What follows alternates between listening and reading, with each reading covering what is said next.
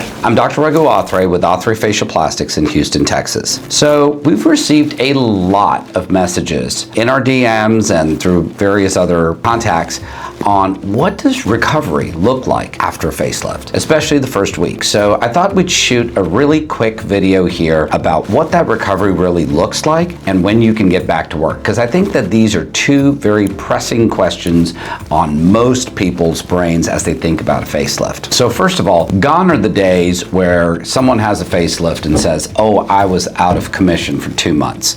My patients are not going to put up with that. My patients are executives, they are, CEOs, they have stuff to do. They need to get back to being themselves as soon as possible. So when we tackle the problem of recovery after facelift, this is kind of what I think that the 95%, 97% of patients kind of go through. So immediately after surgery, patients are discharged home and they come back to see me back the day one after surgery. When they leave the operating room, they've already had their first Elixir treatment and they go ahead and have their surgical wrap that was placed in the operating room. When they come back and see me on postoperative day number 1, I'll take the dressing down, check to make sure that everything's okay, and they're going to receive another Elixir treatment. Outside of that, there's not a whole lot that's going on from the doctor perspective during the first post-operative visit. For patients, this is the point where I tell them, hey, listen, go ahead and start eating food, gradually get back to eating normal food. On the activity level, they can do some light walking, no heavy exertion, and get back to doing normal daily life activities. You're getting also an IV bag, which has some medications and vitamins to help you heal, as well as hyperbaric oxygen. So that's their first visit. Now, let's kind of fast forward. They're going to come back and see me at postoperative day number 3, which is 2 days later. At the post-op day 3 standpoint, one of the things that I start doing is I like to take out some of the quilting sutures that may have been placed in the operating room to minimize bruising and swelling. They get another Elixir treatment at this point. The quilting sutures come out, the rest of the sutures are left intact. Patients get an Elixir treatment, hyperbaric oxygen.